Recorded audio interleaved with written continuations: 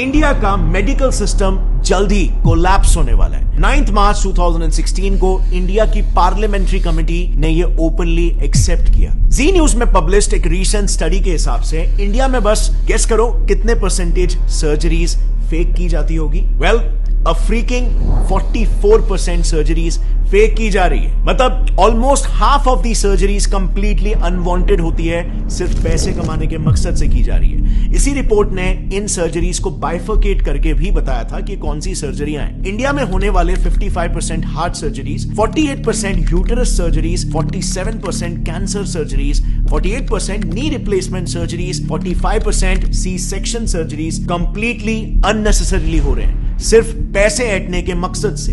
Reason सिर्फ और सिर्फ एक, कॉर्पोरेटाइजेशन ऑफ हॉस्पिटल्स, यानी कि हॉस्पिटल्स को भी कॉर्पोरेट कंपनीज की तरह टारगेट और प्रॉफिट सेंट्रिक बना देना। एक काफी इंटरेस्टिंग रिसर्च पेपर है जिसमें रिसर्चर्स ने महाराष्ट्र के टॉप हॉस्पिटल्स के 43 specialist doctors, senior government x officials और कॉर्पोरेट हॉस्पिटल्स के मैनेजर्स को तक इंटरव्यू किया, ताकि वो इन हॉस्पिटल्स में जो कंपनीज की तरह ही टारगेट बेस्ड स्ट्रक्चर चल रहा है उसे पब्लिकली एक्सपोज कर पाए।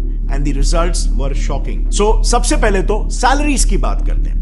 रिसर्च में पार्टिसिपेट किए रिस्पोंडेंट्स का यह कहना था कि हॉस्पिटल्स में काम कर रहे डॉक्टर्स की सैलरीज में बहुत ह्यूज डिफरेंस होता है। इतना ज्यादा कि न्यूबी डॉक्टर्स को 1 लाख पर मंथ की सैलरी मिलती है, लेकिन सीनियर डॉक्टर्स को 1 करोड़ पर मंथ तक भी ये सैलरी पहुंच जाती है। अब सवाल यहां पर यह आता है कि इतना बड़ा डिफरेंस क्यों? क्योंकि डिफरेंस इनके टारगेट्स में भी होता है। एक सीनियर ऑप्थेल्मोलॉजिस्ट का यह कहना है कि उन्हें एवरी मंथ 1000 पेशेंट्स को कैसे भी करके हाई एंड ट्रीटमेंट्स में कन्वर्ट करना पड़ता है। इसी पर एक और गायनेक रिस्पोंडेंट का कहना यह था कि मंथ एंड में टारगेट्स का प्रेशर काफी बढ़ जाता है, जिसके लिए उन्हें कैसे भी करके आउट पेशेंट्स यानी कि ओपीडी पेशेंट्स को भी बिना मतलब के हॉस्पिटलाइज करना ही पड़ता है, और नतीजा ज्यादा से ज्यादा सर्जरीज रेकमेंड करके टारगेट्स मीट किए जाते हैं, क्योंकि टारगेट ही यहां पर 1000 पेशेंट है।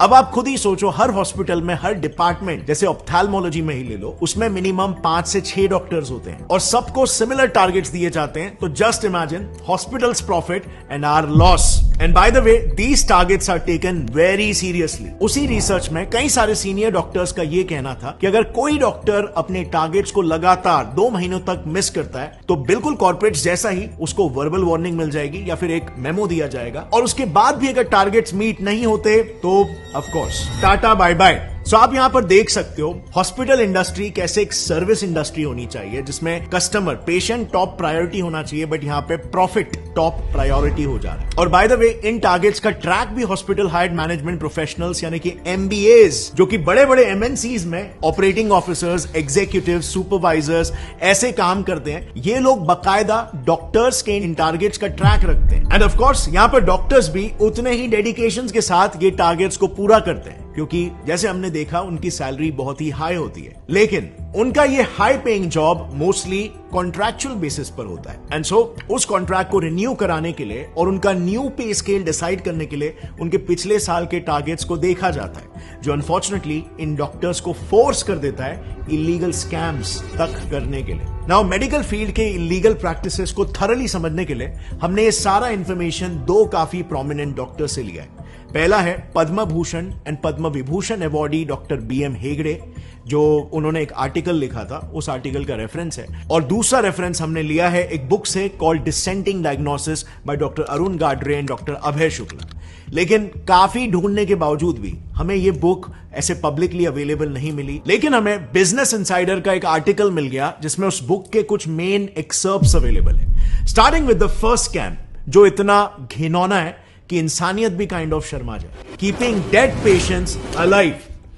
टाइम्स ऑफ इंडिया ने ऐसे कई सारे केसेस पर एक रिपोर्ट पब्लिश की है जिसमें डॉक्टर्स डेड पेशेंट्स को भी जिंदा बताकर उनके ट्रीटमेंट्स चालू रखते हैं, ताकि ज्यादा से ज्यादा पैसे बनाए जा सके, और फिर अंत में जाकर सच्चाई पब्लिक करते हैं। टीओआई में ही पब्लिश्ड एक केस में एक हॉस्पिटल ने पेरेंट्स को बिना बताए उनके 14 साल के ब्रेन डेड बच्चे को 1 महीने तक वेंटिलेटर पर रखा।